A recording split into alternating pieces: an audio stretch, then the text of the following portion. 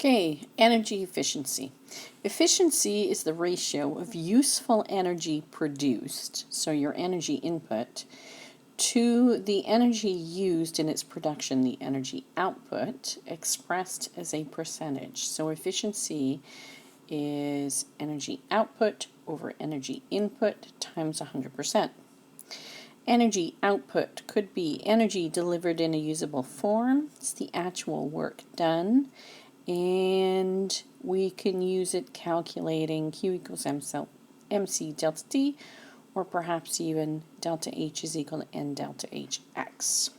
Energy input is the ideal energy content of your fuel, energy used to extract and transport said fuel, solar energy used to create fuel, energy used to build and maintain power plants. So there's a lot of energy that goes into the energy input. We won't be focusing on all of those though. We'll be focusing on delta H is equal to N delta HX. Often we calculate percent efficiency using calorimetry data and a theoretical quantity determined by calculation for energy output. The output only takes into account the useful energy for a process. The energy input includes that energy plus all the energy that is actually wasted. Like when you think about your barbecuing, you're burning your propane. However, you're not just heating the barbecue, you're also heating the air around it.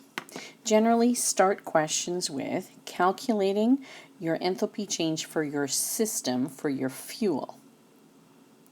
Determine the heat absorbed by the materials, and then calculate using Q over delta H times 100%. So that's how we're going to calculate efficiency. Q over delta H times 100%. Okay, 10 grams of propane is used in a barbecue to heat a stainless steel pot containing 500 grams of water. The pot has a mass of 750 grams, specific heat capacity of 0.503 joule per gram degrees Celsius. If the pot and water temperature raise from 25 to 75 degrees Celsius, what's the efficiency of the barbecue? It's probably not very high. This is why we never boil water on our barbecue at home. Okay, so let's take a look at this. Q, what is our surroundings? What's absorbing the heat? So the stainless steel pot and the water. So we've got two Qs. So remember, Q equals MC delta T. So the mass of the steel pot is 750 grams. Its specific heat capacity and its temperature change. So your Q value is 18862.5 joules. Now let's do the Q for water. So the mass is 500 grams.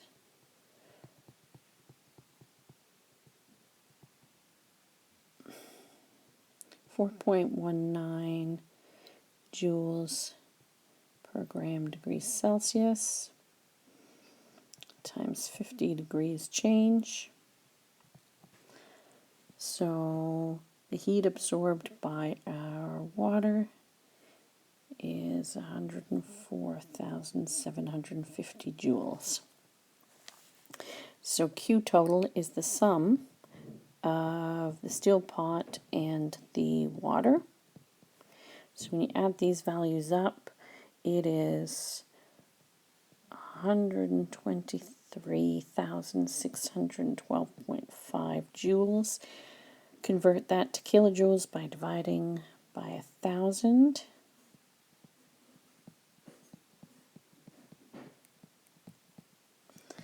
And 123.61 kilojoules of heat are absorbed by the pot and the water. So now we've got to figure out our enthalpy change for the burning of the propane. So that's the system. So we're going to use this formula where X is combustion. So we have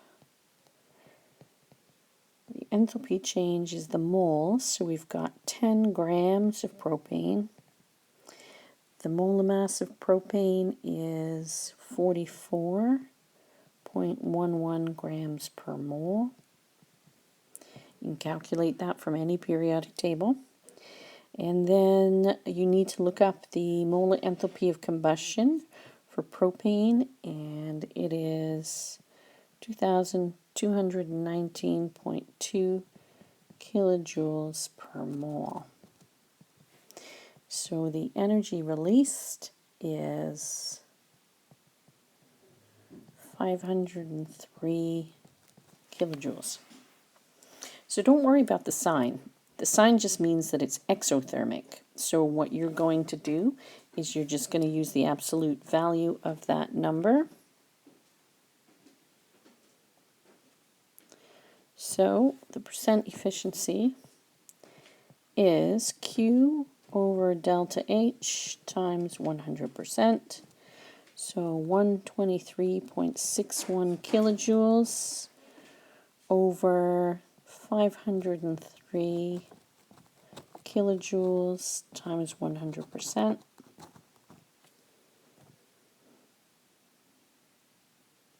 And this is fairly low, about 24.57%, which is approximately 25%. So there you go. We've figured out what the efficiency was of the barbecue was. Not very great. Okay, one more example. Okay, let's look at an example. A steel steam boiler, mass of 1,500 kilograms, contains 255 kilograms of water at 35 degrees Celsius. If the heat absorption by the boiler is 75.45% efficient, how much heat is required to increase the temperature of the water to 100 degrees Celsius? Sounds pretty tricky, but we'll get through this. Basically, we're going to approach this like a giant calorimeter. So the steel and the water are our surroundings and absorb the heat. So the change in temperature refers to them. So you find the Q separately and then add them together.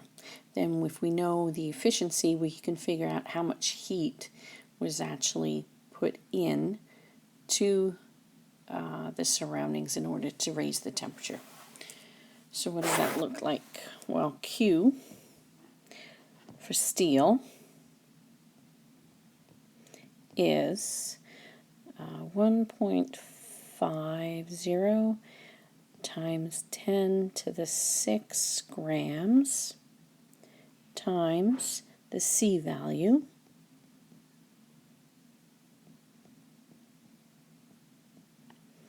times the delta T, 100 degrees minus 35. So this is equal to 4.758 times 10 to the 7 joules. Now do it for water. This is 2.55 times 10 to the 5 grams times 4.19 joules grams degrees Celsius times 65 degrees, and this is equal to 6.9449 times 10 to the 7 joules. So the Q total is the heat absorbed by the steel boiler and the heat absorbed by the water. So Q steel plus Q H2O. So this is 1.4 17 times 10 to the 8 joules. Okay, we're almost done. Okay, so now we know the percent efficiency is 75.45%. Oops. 75.45% is equal to Q over delta H times 100%. So we need to solve for delta H. So we're going to bring delta H up. We want to move the 74.45 to the other side. So we're going to have Q times 100% divided by 75.45%. Okay, so now 1.170 times 10 to the 8th times 100 divided by 75.45. Okay, so